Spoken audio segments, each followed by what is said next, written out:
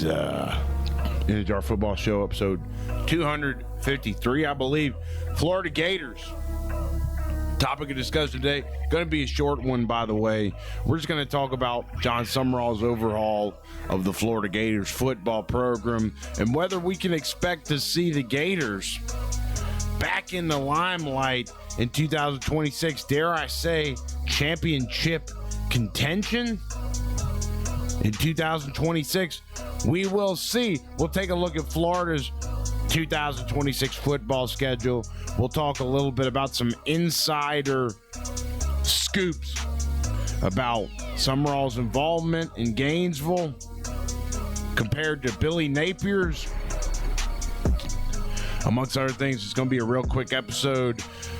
We are so thin on football and Southeastern Conference subject matter for the time being that it took me a long time to produce today's show, but we finally got down to what we need to get down to, and that's the Florida Gators.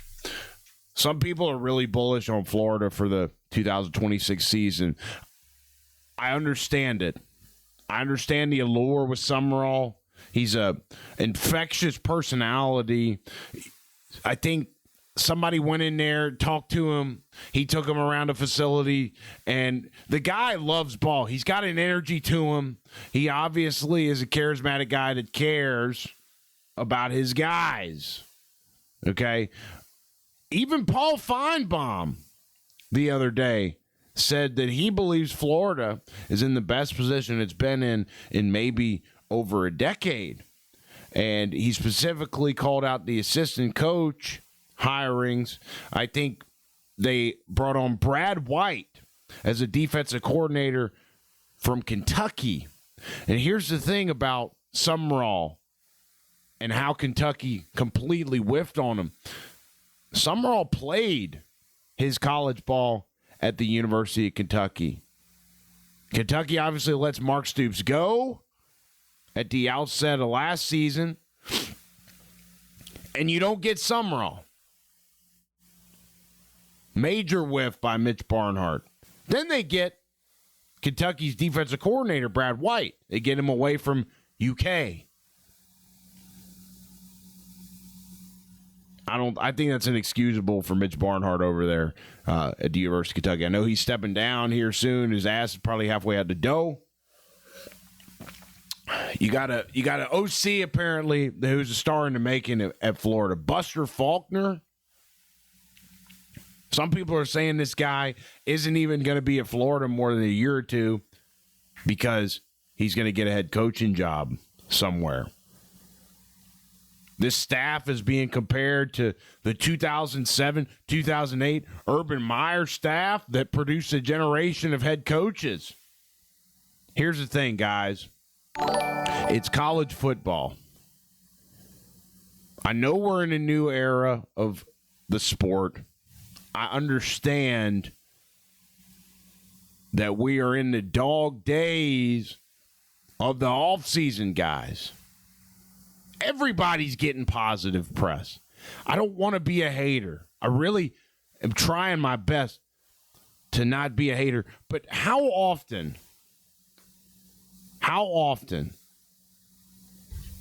do you have somebody come in on year one at a program and contend for a national championship? I'm taking it there because I don't think that a program's really worth talking about unless you're contending for a national title. You look at Kurt Signetti, right? He's only been at Indiana 2.5 years. Really what I'm seeing going on in college football these days, new head coach. They take the job, year one. It still takes time to assimilate. Because you probably got players on the team. You definitely got some players on the team, unless you're Deion Sanders, that were there the year before. And then you got the kids that you recruited coming in. and you're trying to mix them together. You're trying to introduce a new scheme to the guys that were there before you and were doing a different scheme than before you got there. And so it takes time. It's why I'm nervous about Lane Kiffin over at LSU, because they're expecting to contend for a national title year one over there. It takes time. And I don't know if they have any patience over in Baton Rouge. Based on today's coaching cycle, guys, I wouldn't be surprised if we didn't see some hot seat discussions for Lane Kiffin over at LSU if they lose 3 or 4 games. Now, Lane Kiffin's been complete radio silent since May 11 on social media. It's been 7 whole weeks. His son, Knox, apparently went on a podcast and said, "Oh, my dad doesn't want to tweet right now. He's got no desire to tweet right now." You wonder why that is. It's interesting, but I don't mean to get off on a LSU tangent. Florida, man. I mean, I think it's fair to say that Florida could be in the best program. Florida could be in the best position that the program's been in a decade or two next offseason. Because even if Sumrall is as advertised,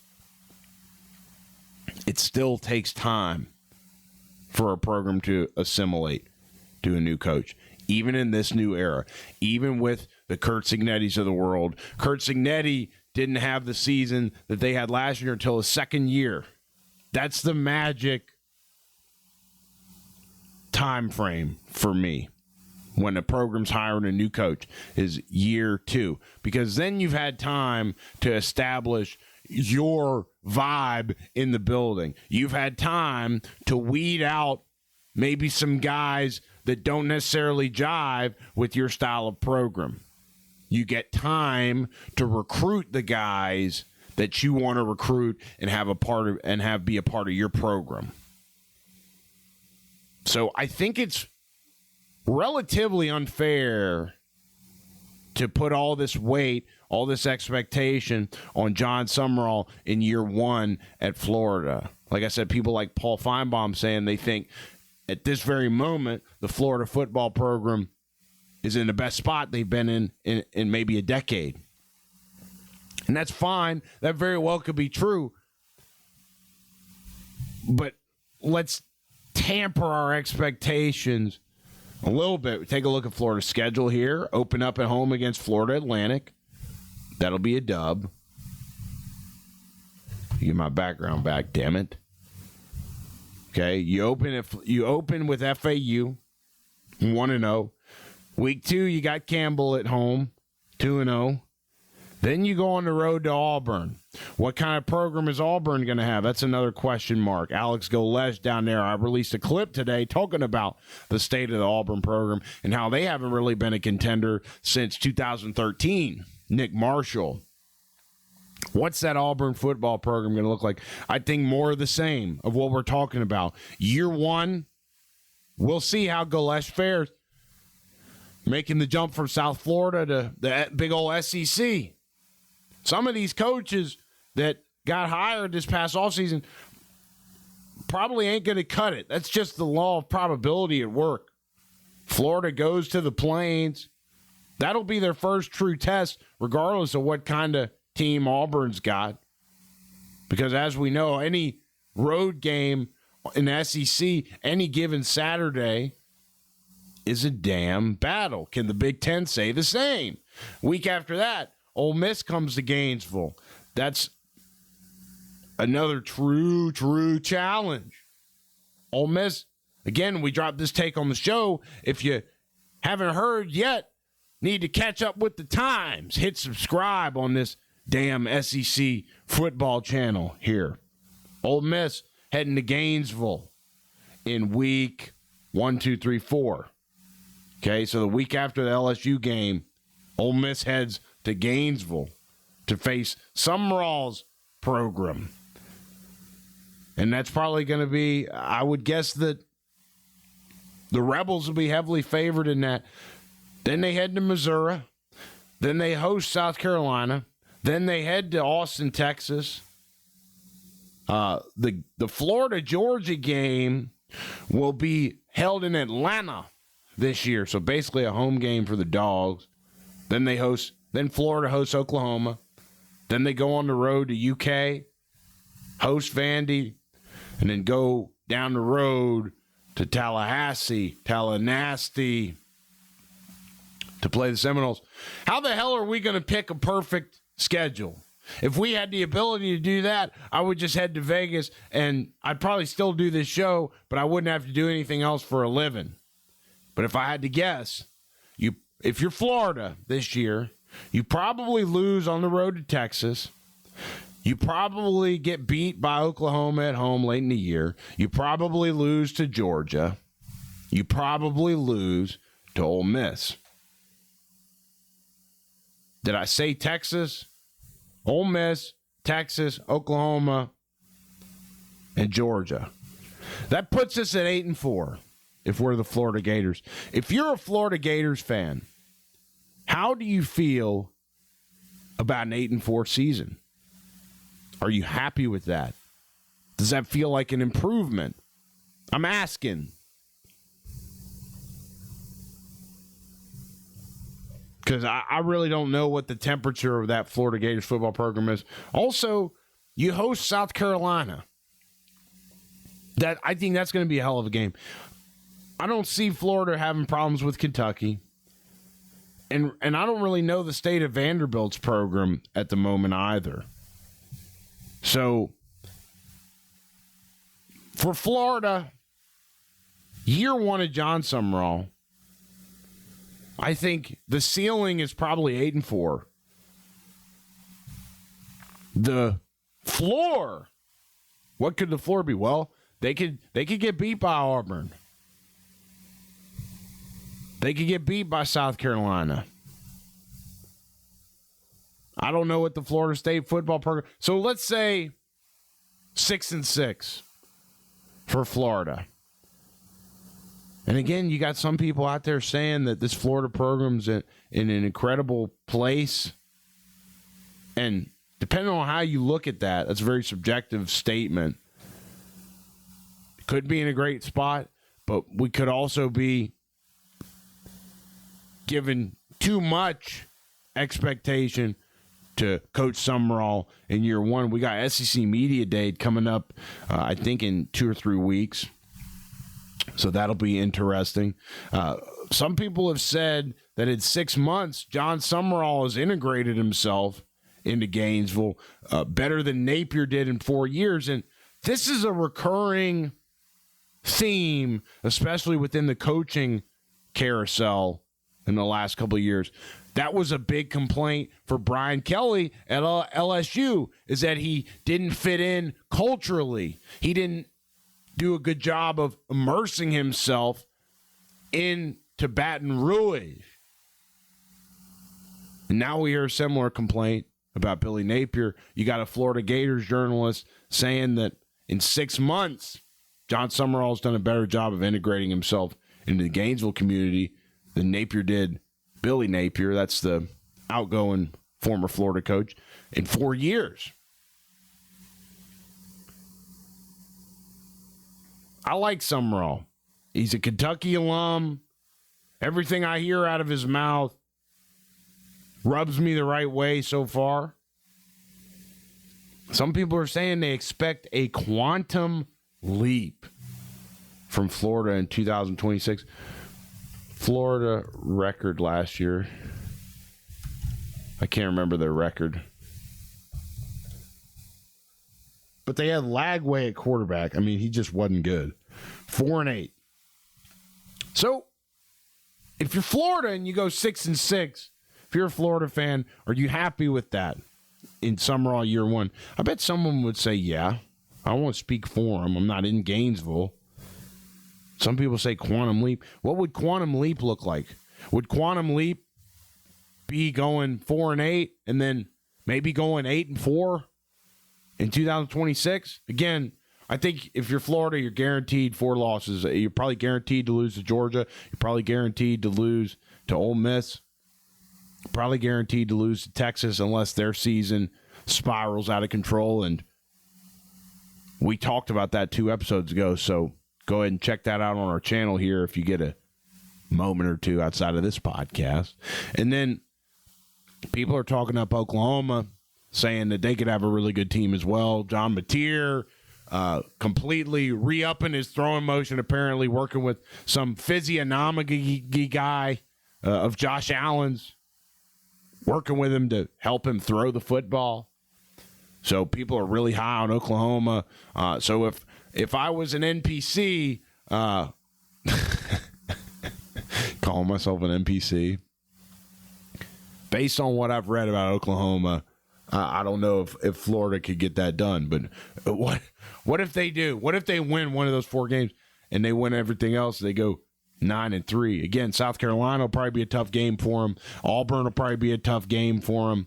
Missouri, I mean, I don't understand how Missouri finds its way in the top 25 every year while consistently being mediocre, never beating anybody notable.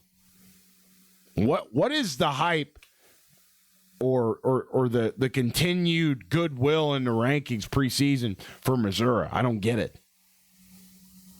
So, anyways, I don't know. I wanted to publish this episode maybe to just add some, what's the word? Add some level-headedness to this Florida conversation, because every single major SEC media personality seems to be talking about a quantum leap for the Gators, quantum leap for Florida. And I think you have to temper expectations in year one of a new head coach, no matter how hot of a prospect he is. Jon Sumrall, definitely a hot head coaching prospect, pause. But year one, we got to tamper expectations. You need time to assimilate the sweet spot. The contender window opens for a new coach in year 2, I believe. And that's been up to this point. We live in a crazy world, a lot of smells, a lot of things going on in college football, to where I wouldn't be surprised in a couple years we had a year 1 head coach lead a contending team. But I don't think that time is now. And I think we need to give Jon Sumrall at least until year 2 till we give Florida a bunch of hype points. Okay. Let's see. Anything else before I head out here? No, I think I covered it all, guys. Got this damn screensaver. Let me know what you guys want us to talk about. Appreciate everybody participating in the live chat, everybody hanging around. This is In the Jar Football Show. I'm your host, Clark Dupree, where we talk about recent happenings in the SEC, college football, occasional Cincinnati Bengals rant, and we're live every single weekday here on YouTube. Twitter as well. We've been doing a little bit of that. You can find clips on Instagram, In the Jar Football. That's our new handle. And you can catch us on all audio platforms. Miss Lindsay. Hello, Miss Lindsay. Would I ever consider coaching? I do coach. I got a 9U Pop Warner football team out here in Surprise, Arizona. I'm not the head coach, but I coach with my buddy. I'm an assistant, and it's a dang good time. We get these boys rumbling a little bit, get them hitting, and so I do coach. I would love to coach at higher levels, but obviously there's a lot that goes into that. So never say never. But guys, I gotta head down to the dojo at this point in time. Hopefully that Florida preview was entertaining. I feel like I kind of had a hard on for Alabama the last couple days, and Alabama, I mean, number one, we got a slow news cycle right now. Slow. We'll get a lot more in the coming weeks. But man, was it. Anyways, you guys, it's in the therapy session. Hopefully that give you guys a little bit of perspective on what we can expect out of the Florida Gators. This is my show, In a Jar Football Show. Make sure and hit that subscribe button if you haven't already. Leave a comment, leave a like for me. It helps us more than you could ever fathom. And with that, I'm going to let you guys go. Y'all take care. Bye-bye.